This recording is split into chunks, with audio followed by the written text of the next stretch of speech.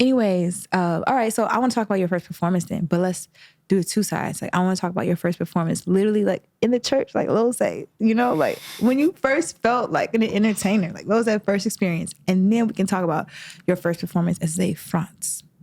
Like I said, I grew up in the church, but I was a little ratchet baby. Like me and my cousin was ratchet. We was not trying to sing for real. Like I knew I wanted to sing, but it was like Y'all wasn't trying to sing we for outside. real. Like Okay. you feel me? So like I didn't really take it serious. So like even when I was singing at church, I've been knowing how to do runs and stuff since I can remember. Like for real. Yeah, you go crazy with the runs. And like since I remember, I've been able to do runs, but I wouldn't do it in front of my cousins and stuff. And like for me, I was just trying to keep it. Like my mom didn't know I could really, really sing to my freshman year. Y'all ain't have like a little boy band. Like I know there was some pretty Ricky-ish going on. This is my freshman year. I moved back down south with my grandma. My granny heard me singing in the shower and she ran down on me like, who was that? Who was that singing? I'm like, so she started making me sing in church my freshman year. And then of high school? Yeah. Okay. And then my cousins, the same cousins that our moms was in that group. Yeah. We a little bit older. And now we was like, yo, let's just do a group real quick. Like a quartet group too. You feel me? So we did the same thing down south, but it only lasted a couple months because, like I said, it's ratchet. Like we was like, we forced trying to be outside. Yeah, we ratchet. So then I moved back to Connecticut and then I was still on music. I'm like, I'm on music heavy. And I'm like, I like the group. Like, I feel like singing gospel right now is kind of dragging it because, like I said, we outside, but. Y'all was singing gospel as the group? Yeah, down south, because we grew up in church. You feel me? Down south, we didn't, we wasn't doing no R&B at all. We was straight quartet, like my freshman year. Okay, like, now so I'm trying to picture like freshman year out, like outside. Y'all finally coming to yourselves as like young men, but y'all got to sing gospel. Like you can't go. It's a dub. I'm like, the shorties no. is not checking for that. But I'm down south, and somebody's Mount Airy, North Carolina. There's no shorties, period. So it's not even that type of vibe. Like, never mind. It's my cousins, like family. So it's not that type of vibe at all. So when I moved back to Connecticut, I'm like, yo, I low key liked the group thing. And then my boy Bryce, one of my closest friends, he had a group called JBJ, and they was a gospel group. And they was like I never even like used auto-tune or nothing like that. Like I ain't used nothing. So these got an auto-tune song, gospel song. That was fire. It was so hard. I'm like, yo, I can do manifested this. it. I'm like, and it's JBJ's. It was Josh, Bryce, and JC. So I'm manifesting being in the group, but I'm like, there's no way. It's called JBJ. Like, my name is Zae. Like, it's a dub. Yeah, where's the Z at? Right. JBJZ. I'm like, they're not going for that. I know it's a dub. So I was off it like, damn. But Bryce's grandma, me and my mom lived on top of Bryce's, like she lived on the first floor, we lived on the second floor. Yeah. And Bryce heard me singing one day and came upstairs like, bro, what's good? And then he was like, yo, I'm gonna put you in the group. And I'm like, how? He was like, we good. Changed the name to For Eternity. And then my first performance, to get back to what you were saying, my first performance with them was at a high school talent show. Of course. And I just knew. Y'all sang like, the auto-tune gospel at the high school talent show? No, it wasn't. We sung the auto-tune gospel at the talent show got me weak. I was singing regular music. Like I forgot what song we sung. A Co-Star. We used to kill a Co-Star. We was the Co-Star. Y'all don't know nothing about that. Oh no, we was to the point where like my that didn't sing was in it on it, like get a note, get that little soprano real quick. Like, we outside. Like, you Co-Star boys. Act like it on this song. Oh yeah, no, we're going full Co-Star. Fire. Yeah. Okay. All right. So between them years and you being able to kind of lead a group together, I mean, I think that like your influence with gospel and everybody's influence with gospel that was in the group was important. But I think the time in which we were growing up, because I feel like we're around the same age, played a lot into like where y'all took your sound next and how you found your sound out of that.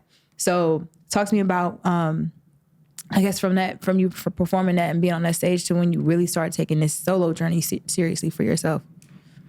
So after, I've just been moving like a lot my whole life. So that's really why the group didn't last, because I was kept moving. But when I got back, me and Missy, you feel me?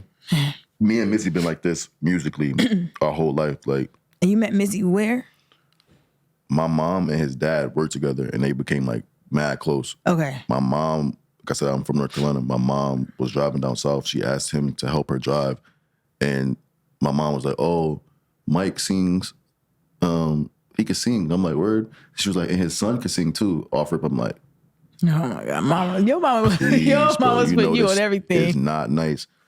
We drove from North Carolina, to Connecticut to North Carolina. It was me, my mom. Jesus Christ.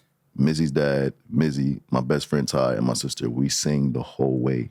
All of y'all was singing? All of us. Not like Ty, the Johnson family vacation? The whole way. That's hard. And I'm like, yo, this nice. Like, and I'm only like 13 at the time. He's like 11. I'm like, yo. What instrumentals were y'all dropping in there?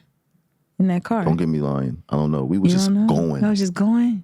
And I was so impressed. I'm like, yo, he's actually good, bro. Like, so then when we got back to Connecticut and we just locked in since then, he ended up getting in the group with us. Like, got you. But he was already making Avant sounding songs at 11. Ooh. Full Avant, like at 11. At 11? 11 full production. Mizzy is one of them, like at 11, recording himself. I've never heard his music before. He hasn't dropped a song. That's what I'm about to say. Where the f is he at? He hasn't dropped a song. We need these sounds. Say it again. These sounds need to be out. I need to hear art. I need to feel like I'm in an ocean when I'm listening to him sing right now. He's one of them. Sing. You be singing. Yeah. But I'm saying. He's one of them as well. I get real emotional about that. Appreciate you. I really love R&B. R&B is literally like my sound. Like, I used to go to sleep listening to 8701 in my Walkman, like over and over and over and over and over and over. That station. Oh, hold on. Sorry. Wait a minute. I be flexing my age, but hold on. That station. No, for I was real. listening to those stations too because my mom. No, made me 8701, the Usher. 8701 Usher, the CD. Oh. Yeah, not the station. I thought you were talking about the station. No. You talking about the okay. Yeah, like, and Brandy. And like I would honestly, I think my sound palette is based on those sounds at first. So like with R&B, like I will close another thing I'll do with music. Well, I'll try to I get my friends to do when I'm trying to coach them through in the studio because my friends have a studio and I'll be the one in there like, do this, do that. I'll be like, close your eyes and like put a pen to paper and Usher Let It Burn come on, or not Let It Burn, but Usher Burn come on.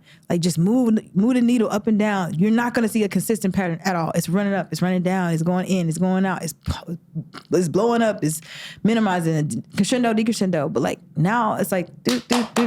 Like the patterns are just so repetitious and it becomes like it just becomes something your ear expects. It's not a treat. It's not a delight to my ear anymore. And I want to feel like I'm watching a movie or I'm in a movie when I hear something, you know? Not like, okay, like... I got a song I want you to hear.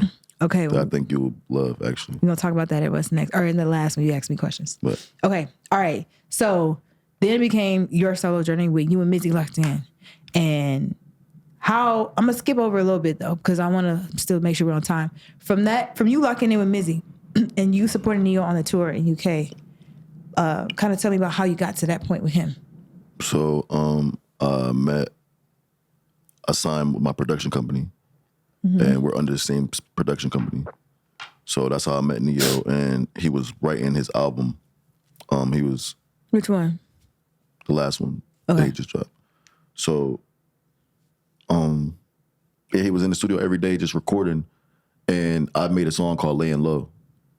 And it was my song first. And he just came in the studio every day singing it. And I'm like, bro. It's my song, bro. Don't you my song? No, I was saying, bro, take the song. Oh, because he's already, you feel me, they're writing, trying to come up with songs for the album. Like, take the song. Yeah. You like the song. I never had no placement before. I never tried to get a placement because that whole placement game, I've never really been with that. Yeah, so I'm like, this is a fire placement. Like, it's Neo. Like, he called me like 2 days later, like, yo, I'm keeping you on the hook and I want you to do the second verse too. I'm like, run it. Let's do it. Let's go. So I didn't know that was the whole of your song. Yeah, it was mine at first. Yeah. And then he was like, I like it. I love it. That. And I was like, bet. And then he called me 2 weeks later and said it was going to be the first song on the album. And then he said, we're going to UK. And I was like, period. Bet. What was your first, one of your favorite memories from that tour with him? I was scared the whole time. Like, I wasn't supposed to be there. That wasn't the time. No, the timing. I was definitely supposed to be there. And that's crazy because I asked him, I didn't even ask him his opinion on my show until the last day, and it was London. I was like, yo, how you feel about my show and like what I should do better? He was like, bro, show ya. Like, I don't owe you this. Like, it's not a favor. I didn't do you a favor. Like, you're supposed to be here. So like, leave it on the stage every time. Like, you look scared out there. He's like, you're scared. And I'm like, I am. He's like, bro, you're supposed to be there. I know it happened quick and you just did your first, because before Neo, I did my very first solo performance in LA. in 2021, Oh, November wait, 14th. we skipped that one. Whoops, my bad. But Yeah, yeah. November 14th, 2021 was my very first performance singing my own stuff. What? Wait, oh, because you've been in the group so long. No, because not I was just really. I was in a messed up contract. Oh. It was a lot going on, yeah. That's okay. And I I know just how didn't that know shit my go. leverage. I didn't Yeah. I was in Connecticut for a while. Like I was Yeah. living in Connecticut. So I moved to LA and I was like, I'm gonna do my first show in LA because I need to know what I'm really doing. Like I'm Yeah. not from LA. I only know 10 people out here. So I gotta do a show out here to see LA. if I really They got nice weather over there though. Yeah. But I did my first show in LA because I'm not from there. And I wanted to see if I could really do a show.